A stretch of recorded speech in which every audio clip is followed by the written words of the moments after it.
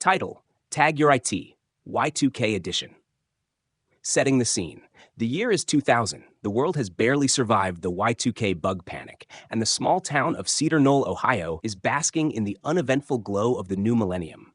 Kids are busy perfecting their Pokémon card trades, AOL chat rooms are buzzing, and one group of teenagers is about to revolutionize the way the game of tag is played, whether anyone likes it or not. Act 1. The Challenge. It's a frosty January afternoon, and the gang has gathered at Cedar Knoll Park. The OG tag team, led by scrappy 12-year-old Timmy the Touch Thompson, has held the unofficial town championship for 3 years. Timmy, his second-in-command Sarah Speedster Jenkins, and the unpredictable wildcard Left Turn Larry have defended their title against all challengers. But today is different. Enter Jason Extreme Carter and his crew, the self-proclaimed kings of extreme tag, a terrifying new version of the game that combines stunts, technology, and way too much Mountain Dew. Jason struts into the park wearing a pair of shiny Oakleys and a windbreaker that loudly screams 1999.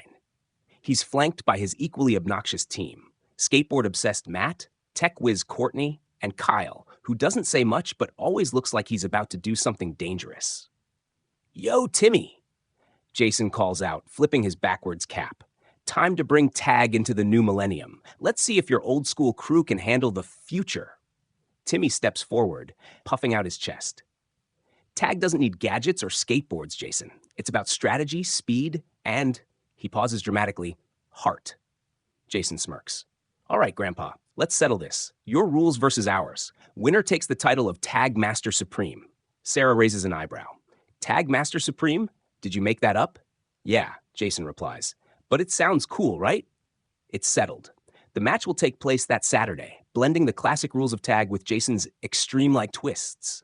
The stakes? Eternal playground glory, and a very outdated trophy Jason found in his dad's garage.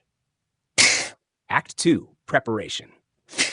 The OG tag team spends the next few days practicing their moves in secret.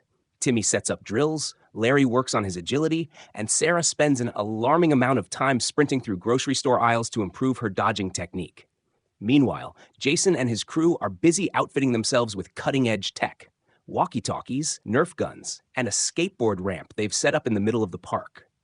Courtney even rigs up a Tamagotchi to function as a makeshift tracking device. "It only beeps sometimes," she admits. But that's better than nothing. The town is buzzing with excitement.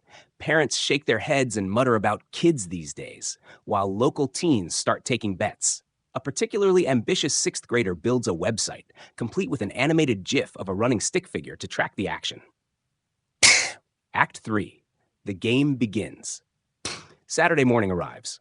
The park is packed with spectators, including Mrs. Henderson, the overly competitive gym teacher who insists on keeping score. "All right, here's how it's going to go," Jason announces, standing atop his makeshift skateboard ramp. Classic rules. Tag someone, they're it. But with a twist. You can use anything to tag someone. Nerf guns, snowballs, remote-controlled cars, and the boundary is the entire park. Mrs. Henderson blows her whistle, and chaos erupts. Timmy makes the first move, tagging Jason the old-fashioned way, a direct touch. Jason retaliates by pelting Larry with a snowball, only for Larry to slip on some ice and accidentally tag Sarah in the process. Round 2.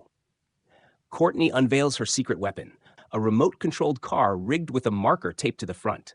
She sends it zooming across the park, tagging Timmy on the ankle. "That's not fair," Timmy yells, but Courtney just smirks. Welcome to the 21st century.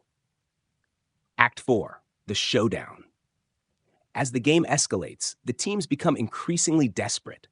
Jason pulls off a daring move, skateboarding down the ramp and tagging Larry mid-jump. Meanwhile, Sarah channels her inner ninja, dodging 3 Nerf darts before diving into a pile of snow to avoid being tagged by Matt.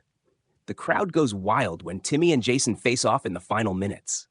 Jason charges forward, armed with a foam finger he's using as a tagging tool, but Timmy sidesteps him with a well-timed dodge.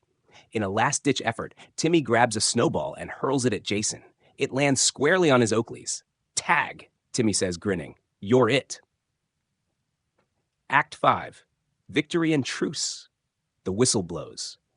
Mrs. Henderson declares the OG tag team the winners, though she looks slightly disappointed there weren't more injuries.